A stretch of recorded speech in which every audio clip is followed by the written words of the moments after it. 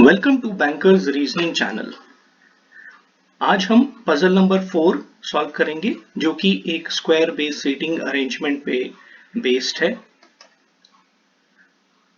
Puzzle में 8 लोग square table के चारों तरफ बैठे हुए हैं, कुछ लोग कॉर्नर में बैठे हैं और कुछ लोग मिडिल में बैठे हैं। यहाँ पर इंपॉर्टेंट ध्यान देने वाली बात यह होती है कि उनका डायरेक्शंस किस तरफ है, उसके ऊपर आपकी पजल डिपेंड करती है। जो कॉर्नर्स में यहां पर बैठे हुए हैं वो सब के सब इनवर्ड देख रहे हैं या फिर सेंटर की तरफ देख रहे हैं, और जो मिडिल में बैठे हैं वो सब आउटवर्ड देख रहे हैं या फिर आउटसाइड डायरेक्शन में देख रहे हैं टेबल के। आइए इसको सॉल्व करते हैं। आप इसको अपने आप भी सॉल्व कर सकते हैं। यहाँ पे पॉज करके वीडियो को आप अपने आप सॉल्व करने की कोशिश कीजिए और उसके बाद आंसर को देख सकते हैं। यहां पर आप देखिए हमें जो क्लूज दिए हुए हैं उसमें हमको ये दिखता है कि we are dealing with square table.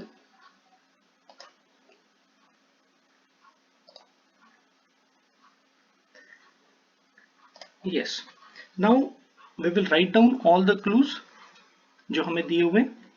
V sits second to the right of R। तो अब आप देखिए V sits second to the right of R, ये आपका एक सेंटेंस हो गया। R sits in the middle of one of the sides of the table। Now R sits middle। R is sitting in the middle, ये हमने यहां ऐसे denote किया। Only two persons sit between V and Q। Only two persons sit between V and Q। S is one of the immediate neighbors of Q। तो S Q का immediate neighbor है। यहाँ पे S Q के right में भी आ सकता है या लेफ्ट में भी आ सकता है। T sits second to the left of S। T sits second to the left of S। Next is P sits second to the left of U। P sits second to the left of U।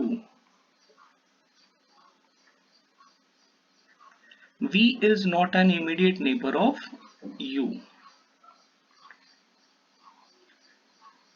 तो friends आपने देखा यहाँ पे हमको कितने clue दिए हैं total उन्होंने। अगर हम क्लूज देखें तो वी आर हैविंग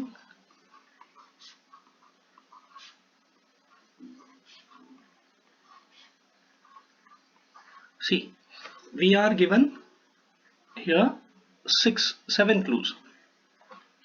अब आप इसको रिलेट करेंगे तो आपको बहुत इंपॉर्टेंट चीज समझ आती है कि देखिए कैसे रिलेट होता है। जो बिगिनर्स हैं उनके लिए मैं ये बताना चाहूंगा। Will just change the colour of the pointer ताकि आपको समझ आए। यहाँ पे आपको बहुत क्लियर दिख रहा है, ये मैं ड्रॉ क्यों करता हूं ताकि आपको समझ आए। यहाँ पर आपको क्लू जो समझ आएगा वो आगे भी देखिए आपको कैसे रिलेट करना है क्लूज को। आप देखिए R यहाँ पे मिडिल में है, बहुत ही कॉन्क्रीट उसने इंफॉर्मेशन हमने को दे रखी है। तो R से हम इधर रिलेट कर सकते हैं, 1 पे चला जाएगा।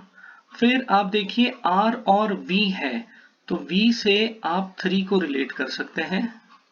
यहाँ पे Q आपका रिलेट हो गया, Q से S वाला रिलेट होता है, S से 5th वाला भी आपका रिलेट हो रहा है। और यहाँ पे अगर आप देखेंगे तो PU VU, U और यहाँ पे दोनों में U कॉमन है और V के साथ ये जुड़ रहा है, तो यहां से ये इधर आ सकता है। इस तरीके से कुछ ये आपको पॉसिबिलिटीज यहाँ पे दिखती हैं जिनको कि आपको सॉल्व करना चाहिए। और सोचते टाइम इस तरीके से सोचना है कि हमको कॉमन क्या चीजें मिल रही हैं। तो ये पूरा पजल आपका इस तरीके से लिखने से आपको बहुत फायदा होगा एग्जाम सिनेरियो में। We'll change the color and now we'll try to solve it. यहाँ पे कंक्रीट जो हमें दिया है वो क्या दिया है कि R sits in the middle। तो अगर हम जैसा हमने ये डिसाइड किया, यहाँ पे हमने सबसे पहले आप एरो बनाइए तो आपको समझ आएगा कि एरो जब हम बनाते हैं तो फिर हमें चीजें बहुत क्लियर हो जाती हैं।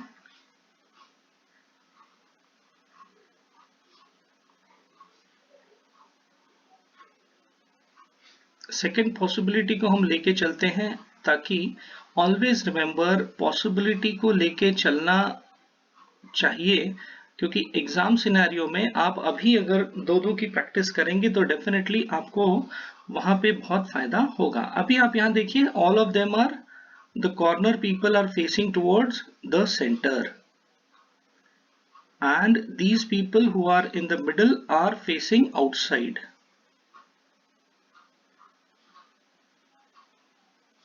तो सिमिलरली यहां पर भी हम outside, he is outside, inside, outside, inside, outside, inside, outside and he is facing inside।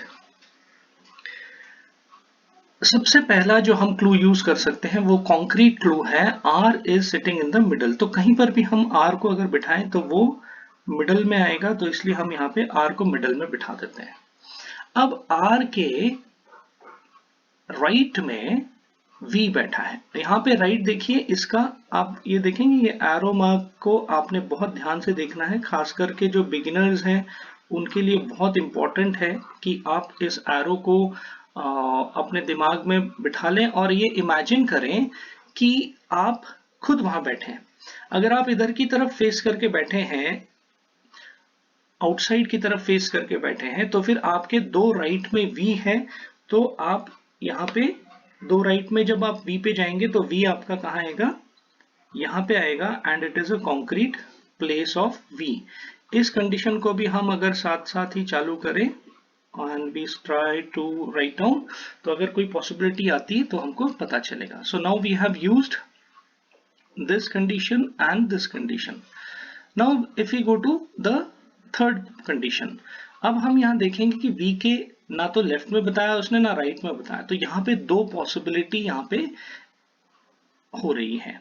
अब दो पॉसिबिलिटी हो रही है तो राइट में अगर हम दो छोड़ के रखें तो हमारा Q कहाँ आएगा, यहाँ पे आएगा। और अगर हम इस कंडीशन में सेकंड कंडीशन में लेफ्ट में लें तो फिर हमारा Q यहाँ पे आएगा। Q का हो गया आपका। नाउ S और Q का वो कह रहा है कि इमीडिएट नेबर्स हैं।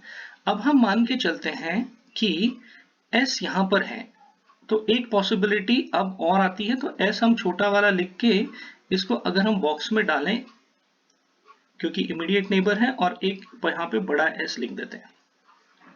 अगर S यहाँ पर है, मान लेते हैं छोटा S जिसको हमने डिनोट किया है इस वक्त तक, तो अगर ये छोटा वाला S हम मान लेते हैं कि यहाँ पर है, तो S के लेफ्ट में, सेकंड लेफ्ट में कौन है, T sits second to the left of S। Left किधर आएगा इसका, इस साइड आएगा, तो T sit second to the left of S नहीं हो सकता, बिकॉज V ऑलरेडी वहां पे कंफर्म है, तो ये वाली पॉसिबिलिटी गलत हो गई। अब S अगर हमारा यहां पर है तो T sits second to the left of S, तो ये जो कंफर्म पोजीशन है वो किसको मिलेगी, आपकी T को मिलेगी।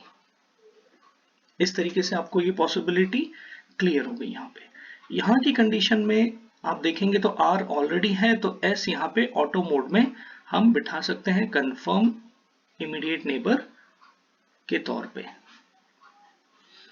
ये भी पॉसिबिलिटी हमारी हो गई।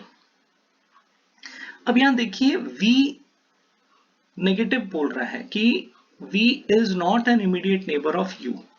तो यहां पर आप देखेंगे तो U इस प्लेस में आ सकता है, T के साइड में, T के लेफ्ट में आ सकता है, नहीं आ सकता।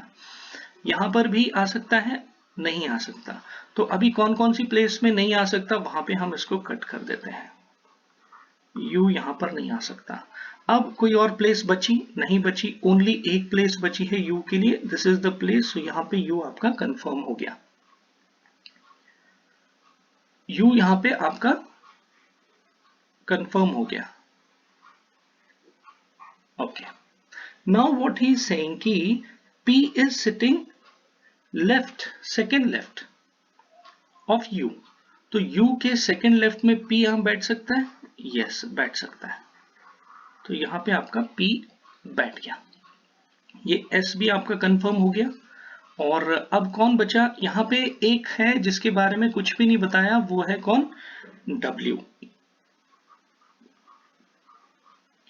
क्योंकि कितने लोग थे टोटल, 8 लोग हैं, कौन कौन है, p q r s t u v w, तो यहां पे हमारा w रहता है, तो ये w आपका आ गया। अब इस कंडीशन को हम देखें, यहां पे t और s के सेकेंड लेफ्ट में t है, t sits second to the left of s, यहां पे आपका फिर t इस कंडीशन के मुताबिक यहां पे होना चाहिए, एंड v के नेबर में, इमीडिएट नेबर में कौन नहीं है, u नहीं है, u यहां नहीं आ रहा, u यहां पे भी नहीं आ रहा। अब आप देखिए क्या बोलता है, अगर u यहां नहीं आ रहा तो u कहां आएगा आपका, u यहां पे आएगा, अगर u यहां पे आता है तो u के p sits second to the left of u, p sits second to the left of u, अब लेफ्ट किधर है उसका, आप देखिए लेफ्ट आपका 1 2, यहां पे p आएगा, बट p यहां आ नहीं सकता बिकॉज यहां ऑलरेडी q है, q तो कंफर्म पोजीशन है, q की पहले से ही कंफर्म है q, तो p यहां पे नहीं आ सकता, इसलिए ये वाली पॉसिबिलिटी हमारी गलत हो गई। ठीक है जी, तो ये चीज आपको क्लियर हो गई। Okay,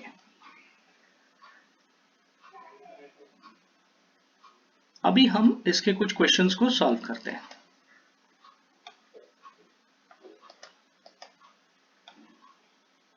yes,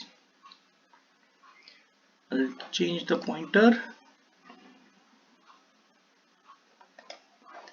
Okay, how many persons sit between r and t, r और t के बीच में when counted from the right of r, आप r से राइट में काउंट करें तो फिर आपको क्या दिखता है, how many persons sit between, तो r के राइट में आप देखेंगे तो there are 3 persons, तो आंसर is 3 person।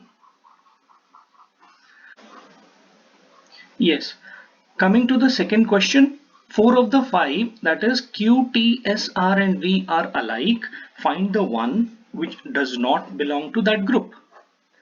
आप देखिए q, t, s, r, v, t, v, r, s तो मिडल दिख रहा है and q is at the corner, so कौन इसमें ऑड वन हुआ, इसमें ऑड वन हुआ है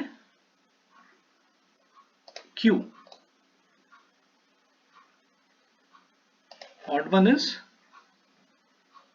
q, so we'll write here, I'll just change the color, yeah, so here we will write our answer as q। What is the position of v with respect to q, v with respect to q अगर आप देखेंगे तो v और q, तो यहां पे ये क्या होता है, इसमें आप इसको बोल सकते हैं, अगर हम लेफ्ट से देखें तो it is first second third fourth fifth, fifth to the left, तो इसकी 2 पोजीशन बनती है, ये आपको सीखने के लिए बहुत इंपॉर्टेंट है, इसलिए मैंने इसको फिफ्थ टू द लेफ्ट, एक तो ये है, दूसरी पोजीशन है इसकी first second third, third to the right, third to the right. Who sits second to the left of W? Left of W कौन बैठता है? It is Q. Q. Okay. So we have solved it. Next question. Which of the following statement is true regarding P? Both T and R are immediate neighbors of P? No. So ये भी गलत है. Only 3% sit between P and S. Only 3%. देखिए आप अगर right से देख रहे हैं तो 2% है और लेफ्ट से देख रहे हैं तो 4% है. P sits at middle of one of the sides. No, corner में बैठा है. W sits second to the left of P. W sits second to the left of P. ये यहाँ पे करेक्ट है. आंसर ट्रू है क्योंकि W जो है P के लेफ्ट में बैठा हुआ है, सेकेंड लेफ्ट में.